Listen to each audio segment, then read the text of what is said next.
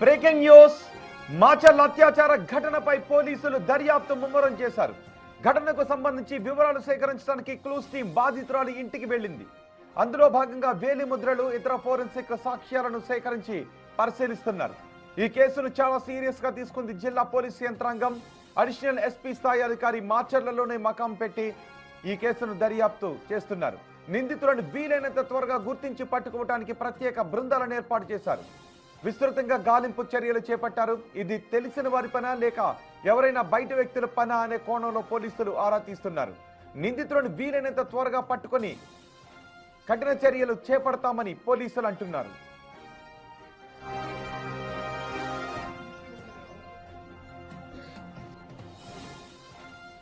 మరింత సమాచారం మా ప్రతినిధి మణికుమార్ అందిస్తారు. మణికుమార్, ఆ మహిళపై ఇలాంటి అఘాయిత్యానికి పాల్పడింది ఎవరు అనే విషయంలో ఏదైనా క్లూస్ దొరుకుతున్నాయా? ఇంటికి వెళ్ళిన తర్వాత క్లూస్ దొరుకుతున్నాయా, లేదా దగ్గరలో ఏమన్నా సీసీ కెమెరాలు లేవా? రోహిత్, మాచర్ల పట్టణంలో నిన్న రాత్రి జరిగినటువంటి అత్యాచార ఘటనకు సంబంధించి ప్రస్తుతం బాధితురాలు నర్సరావుపేట ప్రభుత్వ చికిత్స పొందుతోంది. మరోవైపు ఈ కేసును పోలీసులు సీరియస్ గా తీసుకున్నారు. ఇప్పటికే రాత్రి ఘటన జరిగిన వెంటనే జిల్లా ఎస్పీ అక్కడికి చేరుకుని పరిశీలించారు. నిన్న ఉదయం ఈ రోజు తెల్లవారుజాము నుంచి కూడా అడిషనల్ ఎస్పీ కూడా అక్కడే మకాం వేసి ఈ కేసును పూర్తిగా కూడా విచారణ చేస్తున్న పరిస్థితి కనిపిస్తుంది. ఇప్పటికే బాధితురాలు ఇంటి వద్దకి అటు క్లూస్ టీమ్ తో కూడా ఫోరెన్సిక్ అధికారులు కూడా చేరుకున్నారు. అక్కడ ఆధారాలు సేకరించే పనిలో పడ్డారు. అక్కడ ఉన్నటువంటి వేలి ముద్దలు కావచ్చు, లేదంటే అక్కడ ఏదైనా ఆధారాలు దొరుకుతున్న పనిలో పూర్తిగా కూడా అక్కడ లోతైన విచారణ చేస్తా ఉన్నారు.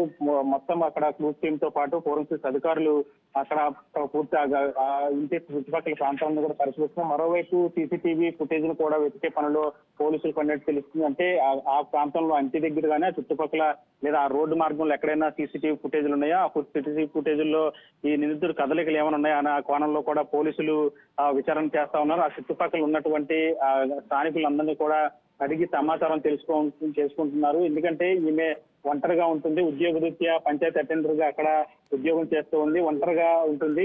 సొంత ఊరు సత్తెనపల్లి. అక్కడి నుంచి ఎప్పుడు కూడా ఎవరు ఆమెకు సంబంధించిన బంధువులు ఎవరు వచ్చినట్లు కూడా స్థానికులు పెద్దగా గమనించినట్లు కూడా చెప్తున్న సమాచారం ప్రకారం అక్కడ ఒంటరిగా ఎప్పటి నుంచి ఎన్నాళ్ళ నుంచి ఉంటుంది. అంటే ఇంటికి ఎవరైనా వచ్చి వెళ్తూ ఉండే వాళ్ళకి, లేదా ఎవరైనా తెలిసిన వాళ్ళు ఈ పని చేశారన్న ఎన్ని గంటలకి ఆ నిందితుడు ఎన్ని గంటలకి అక్కడికి వచ్చి అఘాయిత్యానికి పాల్పడ్డాడు? ఆ చుట్టుపక్కల వాతావరణం ఎలా ఉంటుంది? ఆ సమయంలో ఎవరు కూడా చుట్టుపక్కల లేరా? పక్క పక్కన ఇల్లు ఉన్నట్టున్నాయి. కనీసం ఆమె అరుపులైన వినిపించి ఉండేవి కదా. వాస్తవానికి అక్కడ చుట్టుపక్కల ప్రాంతం అంతా కూడా అంటే జనవాసాలు ఉన్న ప్రాంతం అయినప్పటికీ కూడా నిర్మాణం గురించి ఎప్పుడు ఒంటరిగా ఇంట్లో ఉంటుంది. అంటే ఉద్యోగరీత్యా ఎప్పుడు వెళ్ళి ఎప్పుడు వస్తుందో కూడా పూర్తిగా స్థానికులు కూడా అంతగా పసిగట్టిన పరిస్థితి లేదు. వాళ్ళు కూడా అంటే ఇప్పుడు వచ్చి వెళ్తుంది తాము కూడా గమనించలేదు. ఇంటికి ఎవరు వచ్చి వెళ్తుంటారో కూడా మేము ఎప్పుడు గమనించలేదు అనే చుట్టుపక్కల కూడా సమాచారం అందుతూ ఉంది. ఈ నేపథ్యంలో ఆ నిందితుడు నిన్న రాత్రి ఇంటి బయట గేటు తలుపు కొట్టి లోపలికి వెళ్ళాడు. ఆమె మంచినీళ్ళు తేవడానికి లోపలికి వెళ్ళిన సమయంలో గేటు దాటుకుని ఇంట్లోకి ప్రవేశించాడు. వెంటనే ఆమె మీద మెడ మీద కత్తి పెట్టి పీక మీద కత్తి పెట్టి బెదిరించాడు. చంపేస్తానని బెదిరించాడు. బెదిరించి వెంటనే ఆమె విమర్శనం చేసి అత్యాచారం చేసే ప్రయత్నం చేశాడు.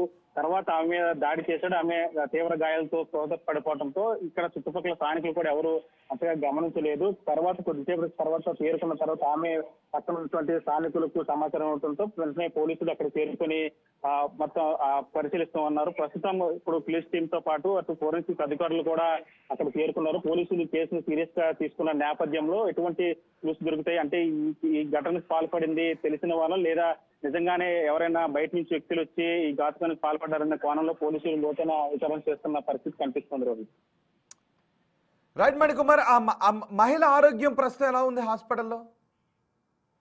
ప్రస్తుతానికి మహిళ చికిత్స కొనసాగుతూ ఉంది. నిన్న మాచర్ల పట్టణంలో స్థానిక ప్రభుత్వాసుపత్రికి తరలించాలి వెంటనే, అయితే అప్పటికే తీవ్ర రక్తస్రావం కావడంతో పరిస్థితి కొంచెం సీరియస్ గా ఉండటంతో నర్సరావుపేట ప్రభుత్వాసుపత్రికి రెఫర్ చేశారు. ప్రస్తుతం అక్కడ ఆమెకు చికిత్స అందిస్తూ ఉన్నారు. ప్రస్తుతానికి ఆమె ఇప్పుడిప్పుడే కోలుకుంటున్నప్పటికీ కూడా పూర్తిగా తీవ్ర గాయాలు అవడంతో ఆమె ప్రస్తుతం చికిత్స కొనసాగుతుంది. పోలీసులు కూడా ఆమె నుంచి వివరాలు సేకరిస్తూ ఉన్నారు. అంటే ఖచ్చితంగా వచ్చింది తెలియని వ్యక్తులే అని అంటూ కూడా ఆమె పోలీసులకు చెప్పినట్లు కూడా మనకి సమాచారం అందుతుంది. ఈ నేపథ్యంలో ఇంతటి ఘాతుకానికి అంటే ఒక తెలియని మహిళ ఇంటికి వెళ్లి నేరుగా ఇట్లాంటి ఘాతుకానికి పాల్పడటానికి అంటే ఎవరైనా నేరస్తులు ఈ పని చేశారా, లేదంటే అట్లాంటి నేరస్తులు ఉన్న వాళ్ళే చేశారా, లేదా తెలిసిన వ్యక్తులు చేశారనే కోణంలో పోలీసులు కూడా కేసును సీరియస్ గా తీసుకుని విచారణ చేస్తున్నారు.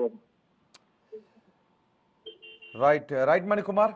మాచర్ల అత్యాచార ఘటనను పోలీసులు చాలా సీరియస్ గా తీసుకున్నారు. ఆ ఇంట్లో మహిళ ఒక్క ఆమె ఉంటుంది, పంచాయతీరాజ్లో పనిచేస్తుంది. మంచినీళ్లు అడిగి ఆ మహిళ లోపలికి వెళ్ళగానే వెంటనే లోపలికి వెళ్ళి తలిపేసి ఆ మహిళను కత్తితో బెదిరించి అఘాయిత్యానికి పాల్పడ్డాడు.